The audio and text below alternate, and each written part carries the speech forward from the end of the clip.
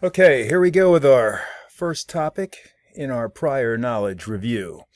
Order of operations with exponents and grouping symbols. Okay, so for our order of operations, we have four sets here which we will do in order. The first is parentheses and grouping symbols. That includes parentheses, brackets, absolute value signs, even a long division bar like in between two equations.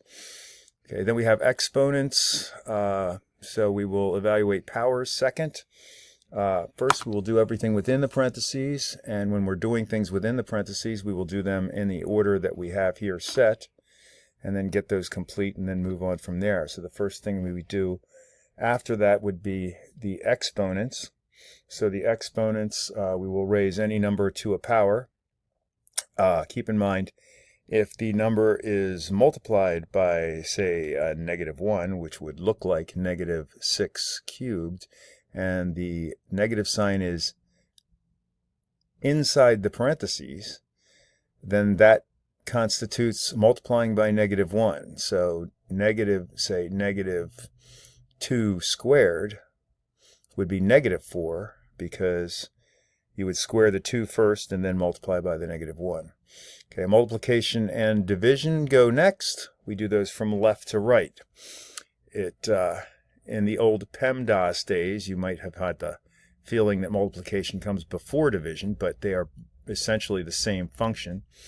So we will do them from left to right. So if division comes before multiplication, if division is to the left of the multiplication, then we'll do the division first and then do the multiplication. So we do those from left to right. And it's the same thing with addition and subtraction. As far as that function, they are essentially the same thing. So we won't do addition first and then do subtraction. We'll do whatever's to the left first and then do that afterwards. But before that, we've already done the multiplication, the exponents, and the parentheses. Okay, so grouping symbols are the first thing we're going to do.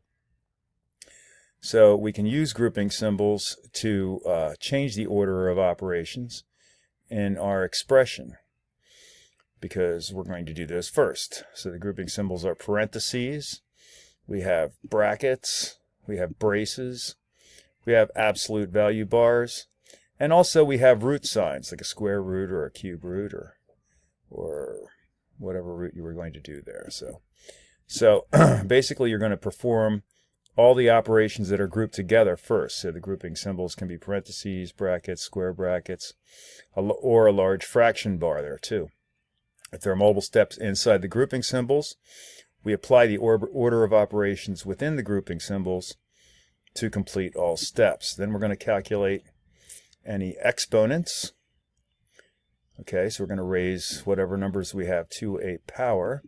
Then we're going to complete all multiplication and division steps going left to right. So keep that in mind. Multiplication and division are the same thing.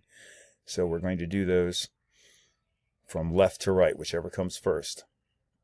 Okay, and then we're going to do the same thing with addition and subtraction. We're going to do this from left to right, whichever comes first. So let's take a look at an example here.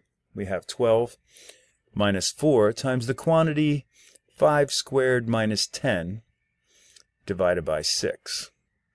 Okay, so the first thing we're going to do here is we're going to look within those parentheses, the grouping symbols, and we're going to perform the operations within the grouping symbols according to the order of operations. So you notice that there's an exponent within the grouping symbols, so we're going to do that first. So the first thing we're going to do is square 5. So we're going to have 12 minus 4 times the quantity 25 minus 10. Now keep in mind we still have grouping symbols there. So we're going to continue doing the operations within the grouping symbols. So we're going to do the 25 minus 10, and we get 12 minus 4 times 15 divided by 6. Now we have a multiplication, 4 times 15, and a division.